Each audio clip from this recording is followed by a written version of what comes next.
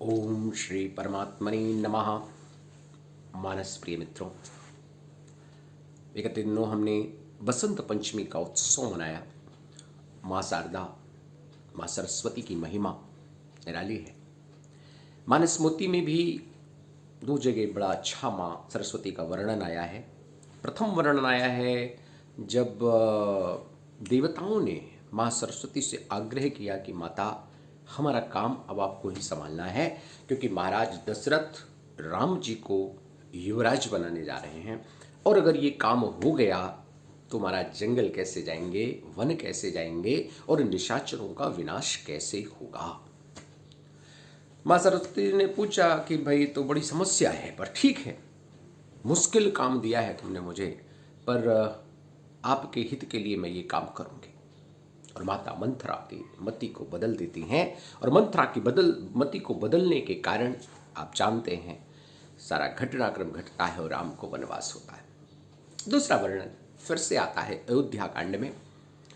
भरत जी मनाने आए हैं अपने भैया को। बड़ा सुंदर वर्णन है, इसकी चर्चा करेंगे मानस में। भरत चरित्र तो साहब मानस का अगाध साहित्य।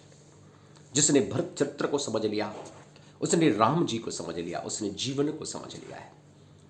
खैर, यहां चर्चा दूसरी है।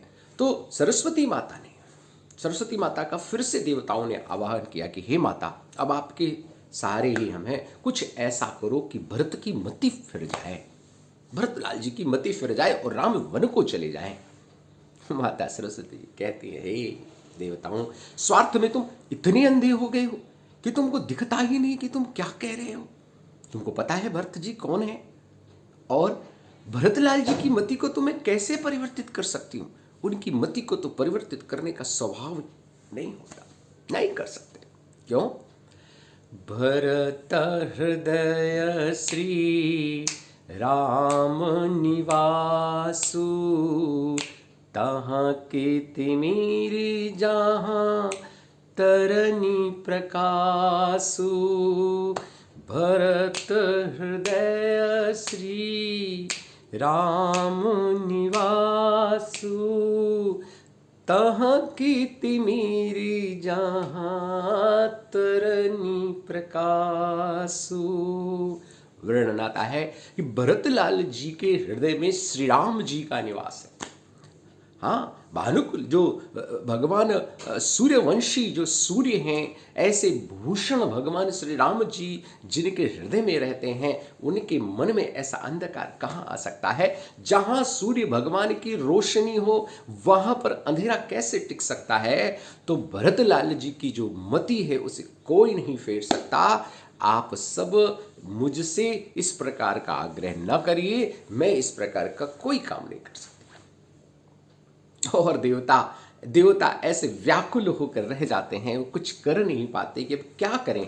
मां शारदा ने ही मना कर दिया। अस कही शारद गई विधि लोका, विबुध विलो विकल निश मानहु को का। बिल्कुल चकवे की तरह देवता विकल हो गए और माता सरस्वती ऐसा कहकर ब्रह्मलोक को चली गई। तो महाराज, इससे क्या शिक्षा मिलती है हमारे लिए? आज मानस की इस प्रासंगिकता का मतलब क्या है? तो आज की प्रासंगिकता इस विषय का यही है कि अगर हमारे हृदय में भगवान श्री राम रहते हैं, अगर हमारे हृदय में परमात्मा की भक्ति रहती है, तो महाराज मति को कोई नहीं बदल सकता। ये देवता तक भी कुछ नहीं कर सकते महाराज। तो बोले, तो बहुत बड़ी बात है, भरतलाल जी जैसा बनना तो संभव नहीं है महाराज आज के जमाने में।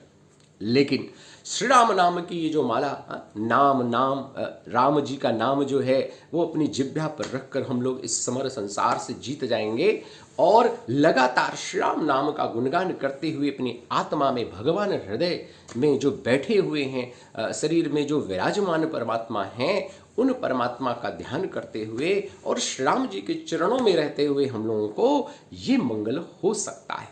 तो बहुत बढ़िया चौपाई है मानस की, आप इसे गुनगुनाएं और ये ध्यान रखें, अगर हृदय में भगवान है तो साहब कुछ नहीं कर सकता कोई, कुछ भी नहीं कर सकता कोई, परमात्मा भी कुछ नहीं कर सकता मालिक।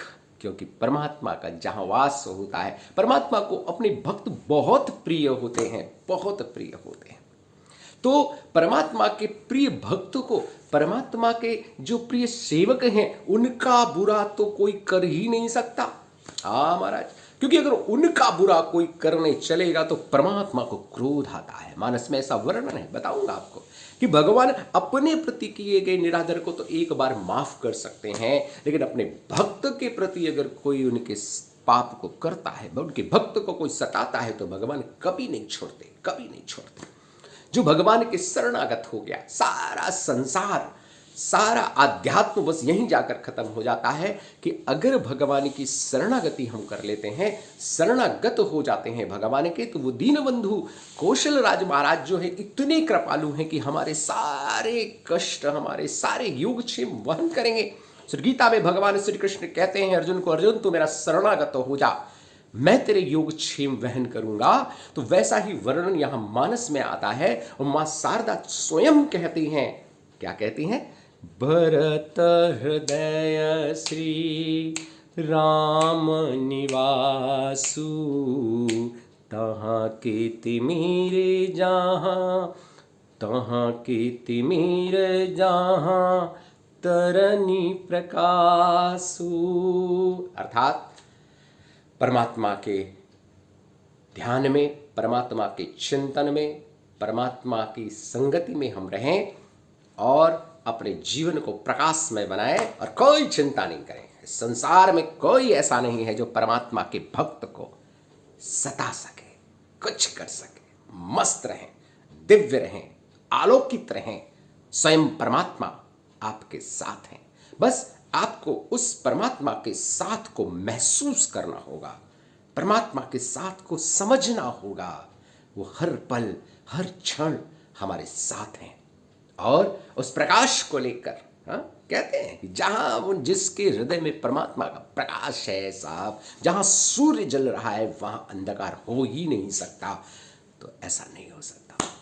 तो आप सबका दिन शुभ हो, मंगल हो, इसी कामना के साथ ओम शांति शांति शांति।